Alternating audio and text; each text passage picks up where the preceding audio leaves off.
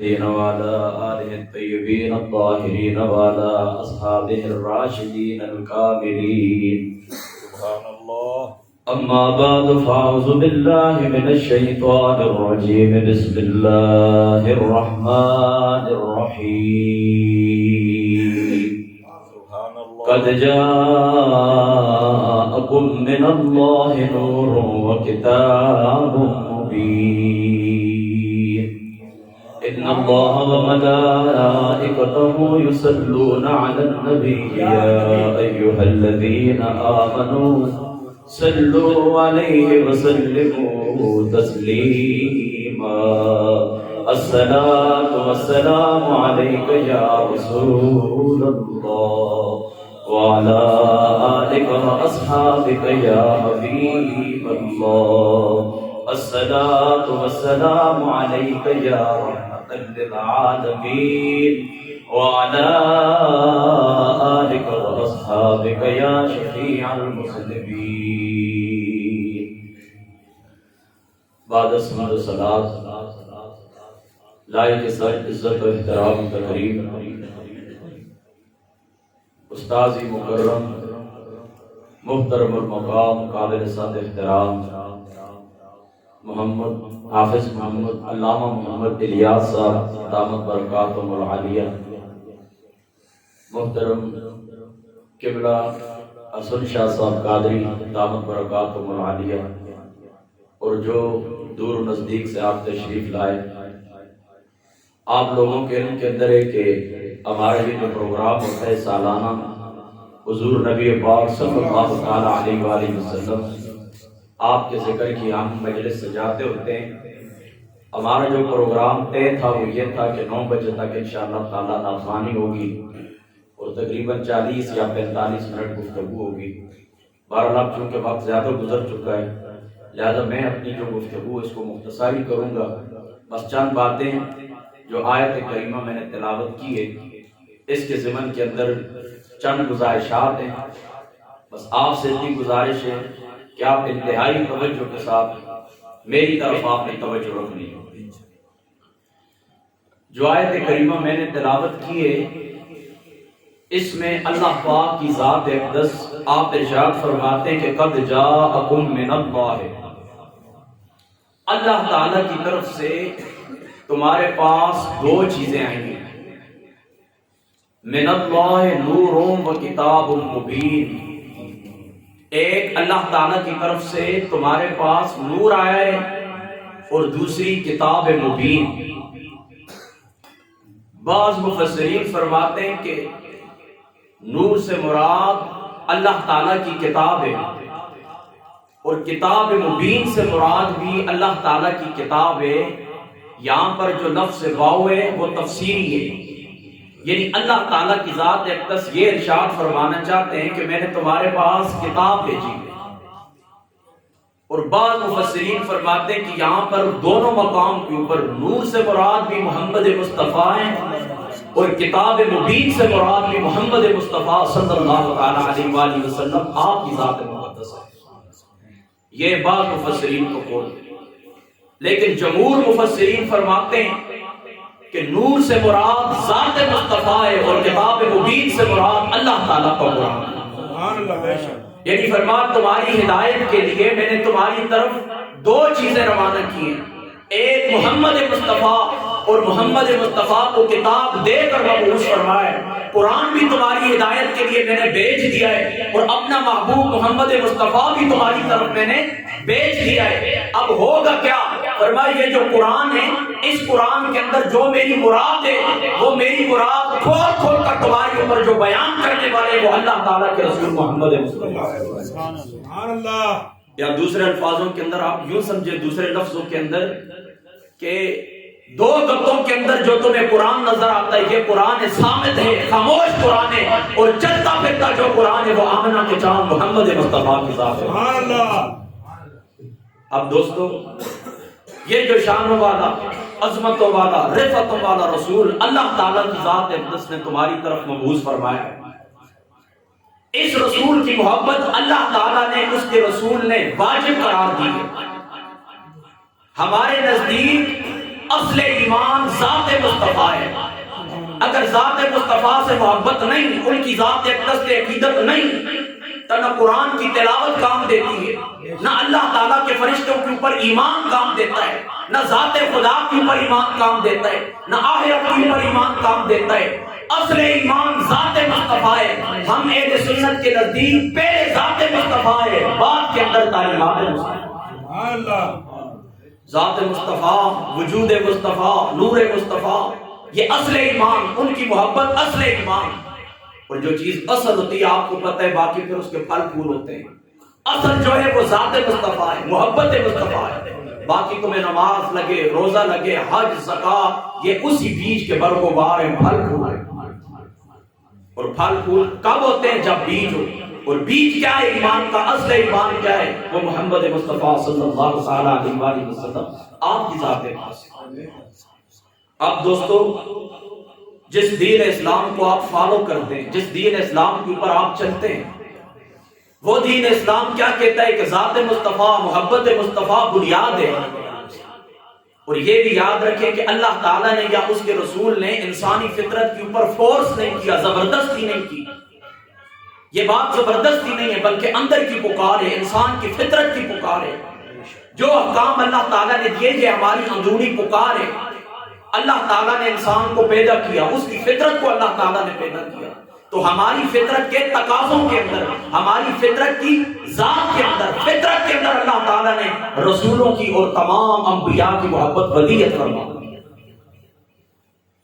اب دیکھیں قاضی ایاز مالکی صاحب رحمۃ اللہ تعالیٰ علیہ، آپ شفا شریف کے اندر لکھتے ہیں، آپ فرماتے ہیں محبت کے 3 اسباب ہوتے ہیں۔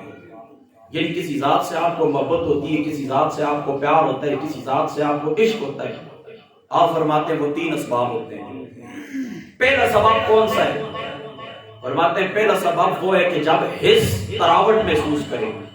کیا مطلب؟ حس کیا ہے؟ آنکھ۔ آنکھ جب لذت محسوس کرے، اس ذات سے محبت ہوتی ہے۔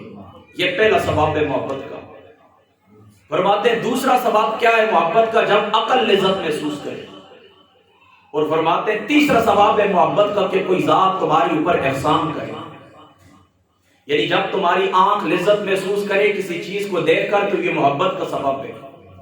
تمہاری عقل لذت محسوس کرے کسی چیز کو دیکھ کر، یہ محبت کا سبب ہے۔ اور کوئی ذات تمہارے اوپر احسان کرے، یہ محبت کا سبب ہے۔ اور فرماتے ہیں یہ سارے اسباب کامل طریقے کے اوپر نبی پاک صلی اللہ تعالی علیہ وآلہ وسلم کی ذات اقدس کے اندر ہوئی۔ کیسے؟ لیکن پہلا سبب محبت کا کیا ہے کہ جب آنکھ لذت محسوس کرے۔ آنکھ لذت کب محسوس کرتی ہے؟ کہ جب حسن دیکھے، اور سارے حسن و جمال اور رعنائیاں اللہ تعالیٰ نے ذات مصطفیٰ کے اندر جمع فرمائی۔ سبحان اللہ، سبحان اللہ۔ فرمایا ان کے چہرے کی طرف دیکھو، آنکھ لذت محسوس کرتی ہے، اتنا حسن و جمال اللہ تعالیٰ نے ذات مصطفیٰ کو عطا فرمایا۔ حضرت جابر بن سمرہ رضی اللہ تعالیٰ عنہ، آپ اس حدیث پاک کے راوی ہیں، یہ بخاری اور جامع ترمذی شریف دونوں کے اندر موجود ہے۔ آپ فرماتے ہیں کہ ایک دن چاندنی رات تھی، فرماتے میں باہر نکلا، چاندنی رات تھی، 14ویں کی رات تھی، اور ادھر سے نبی پاک صلی اللہ تعالیٰ علیہ وآلہ وسلم آپ کی ذات اقدس باہر نکلے، اپنے کاشانہ نبوت سے، اپنے گھر مبارک سے باہر نکلے، اور آقا علیہ الصلوۃ والسلام کی ذات اقدس نے سرخ کپڑا پہنا ہوا تھا، داری دار، سرخ داری دار لباس حضور علیہ الصلوۃ والسلام نے زیب تن فرمایا ہوا تھا۔ تو فرماتے ہیں میں کبھی چاند کی طرف دیکھتا اور کبھی ذات مصطفیٰ کی طرف دیکھتا۔ فرماتے ہیں کہ میری عقل یہ فیصلہ کرنے پر مجبور ہوئی، میں کہتا ہوں کون کس کو افضل قرار دوں، کس کو حسین قرار دوں؟ کیا چاند خوبصورت ہے یا آقا علیہ الصلوۃ والسلام کی ذات اقدس پیاری ہے؟ کس کے اندر اللہ تعالیٰ نے حسن و جمال رکھا ہے؟ فرمایا کچھ دیر کبھی چاند کی طرف دیکھتا، کبھی آمنہ کے چاند کی طرف دیکھتا۔ فرماتے آخرکار میرے دل نے یہ فیصلہ دیا، فرمایا یہ جو چاند کا نور ہے، فرمایا یہ آقا علیہ الصلوۃ والسلام کی ذات کا فیضان ہے۔ اللہ تعالیٰ کی ذات اقدس نے محمد مصطفیٰ کو چاند سے بھی زیادہ حسین بنا کر اس دنیا کے اندر فرمایا چاند خوبصورت نہیں ہے، ذات مصطفیٰ حسن و جمال کے اندر چاند سے بھی بڑھتی ہے۔ سبحان اللہ۔ یہ تھا حضور محمد مصطفیٰ کا حسن و جمال۔ حضرت انس رضی اللہ تعالیٰ عنہ بخاری شریف کتاب الاذان، آپ فرماتے ہیں آخری دن تھا حضور علیہ الصلوۃ والسلام کا اس دنیا کے اوپر سوار کا دن تھا۔ حضور چونکہ آخری 17 دن بیمار رہے، مرض وفات کے اندر مبتلا تھے، حضور علیہ الصلوۃ والسلام نے آخری جو سوموار کا دن تھا تو آقا علیہ الصلوۃ والسلام کی ذات اقدس نے پردہ اٹھا کر اپنے صحابہ کی طرف دیکھا تو فرماتے ہیں کہ جب استطاع حضور علیہ الصلوۃ والسلام نے پردہ آگے پیچھے کیا تو فرماتے ہیں کہ ہمیں معلوم ہو گیا کہ آقا علیہ الصلوۃ والسلام ہمیں دیکھ رہے ہیں۔ صحابہ فرماتے ہیں اللہ تعالیٰ کی عزت کی قسم ہمارا دل کرتا تھا نماز توڑ دے، نماز توڑ دے، ذات مصطفیٰ کو دیکھیں۔ فرماتے حضور علیہ الصلوۃ والسلام کا چہرہ مبارک تھا، ایسا چہرہ تھا، فرماتے قرآن کے کھلے ہوئے برق تھے جو ہمیں سامنے سے نظر آئے۔ سبحان اللہ۔ فرمایا چہرہ مصطفیٰ ایسا تھا، فرمایا جیسے قرآن کے کھلے ہوئے برق۔ تو پہلا سبب میں آپ کو کیا کہتا ہوں، تین ثواب آقا علیہ الصلوۃ والسلام کی ذات اقدس کے اندر اللہ نے رکھے۔ پہلا سبب محبت کا یہ ہوتا ہے کہ جب حسن ہو تو یاد رکھیں اللہ تعالیٰ نے تمام انبیاء کو حسین بنایا ہے۔ مسلم شریف کی روایت ہے کہ آقا علیہ الصلوۃ والسلام نے حضرت یوسف علیہ الصلوۃ والسلام کو پوری کائنات کا نصف حسن عطا فرمایا۔ پوری کائنات کو اللہ نے جتنا حسن دیا ہے، نصف حسن اللہ تعالیٰ نے یوسف علیہ الصلوۃ والسلام کی ذات اقدس کو عطا فرمایا ہے۔ پر یاد رکھیں حضرت آدم سے لے کر حضرت عیسیٰ تک تمام اللہ تعالیٰ کے حسن کی کرنیں تھیں، تمام اللہ تعالیٰ کے حسن کے تجلیاں تھیں۔ ان ساری تجلیوں کو، حسین تجلیوں کو اللہ تعالیٰ نے ایک جگہ کے اوپر جب جمع کیا تو ذات مصطفیٰ محمد مصطفیٰ وجود کے آئے۔ سبحان اللہ۔ تمام انبیاء علیہ الصلوۃ والسلام کا ایک حسن جمع ہو کر محمد مصطفیٰ کی ایک شان بنا۔ سبحان اللہ۔ یہ اس نے جمال مصطفیٰ آقا علیہ الصلوۃ والسلام کا جمع۔ یہ پہلا سبب ہے جس کا مختصر بیان میں نے آپ کے سامنے کر دیا۔ اور دوسرا کسی کے ساتھ محبت ہوتی ہے جب عقل لذت پکڑتی ہے۔ عقل کس وقت لذت پکڑتی ہے؟ جب آپ علم کی باتیں سنتے ہیں۔ یعنی دیکھیں نا دنیا کے اندر علماء سے آپ محبت کیوں کرتے ہیں، پیر و فقیروں سے آپ محبت کیوں کرتے ہیں، صوفیاء سے آپ محبت کیوں کرتے ہیں؟ اس لیے کہ وہ آپ کے سامنے علم کی باتیں رکھتے ہیں، اللہ کا قرآن رکھتے ہیں، رسول اللہ کی سنت رکھتے ہیں۔ تو جب علمی باتیں شخصیت کے سامنے، انسان کے سامنے، مومن مسلمان کے سامنے کی جائیں تو اس کی عقل لذت محسوس کرتی ہے، عقل تراوٹ محسوس کرتی ہے، عقل خوشی محسوس کرتی ہے۔ یہ بھی محبت کا سبب ہوتا ہے، بندہ اس کے قریب ہو جاتا ہے۔ جو شخص علم کی باتیں کرتا ہے لوگ اس کی طرف کھینچ کے چلے جاتے ہیں۔ آج دنیا کے اندر دیکھیں 100 سال پہلے گزرے، 50 سال پہلے گزرے، لیکن آج بھی ہم ان سے محبت کرتے ہیں، ان سے عقیدت رکھتے ہیں، ان سے پیار کرتے ہیں۔ وجہ کیا ہے؟ ان کے علم کی بنیاد ہے، ان کی قرآن اور سنت کی خدمات کی بنیاد۔ تو اب دیکھیں آقا علیہ الصلوۃ والسلام کو اللہ تعالیٰ نے کیا عطا فرمایا۔ محدث دہلوی رحمۃ اللہ تعالیٰ علیہ آپ نے اشرف اللمعات کے اندر حدیث پاک کو نقل کیا، فرمایا علمت علم الاولین والآخرین، اللہ تعالیٰ کی ذات اقدس نے مجھے اولین کے علوم بھی عطا فرما دیا، آخرین کے علوم بھی عطا فرما دیا۔ فرمایا جو کچھ پہلے گزر چکا تھا سارے علوم وہ بھی اللہ تعالیٰ نے مجھ محمد کے اوپر نازل فرما دیے، اور فرماتے ہیں قیامت تک جو کچھ ہوگا وہ بھی اللہ تعالیٰ کی ذات اقدس نے سارے علوم مجھے عطا فرما دیا۔ سبحان اللہ۔ اللہ اکبر۔ صحیح مسلم کی روایت ہے، غالباً حضرت ابو سعید خدری رضی اللہ تعالیٰ عنہ آپ اس حدیث پاک کے راوی ہیں۔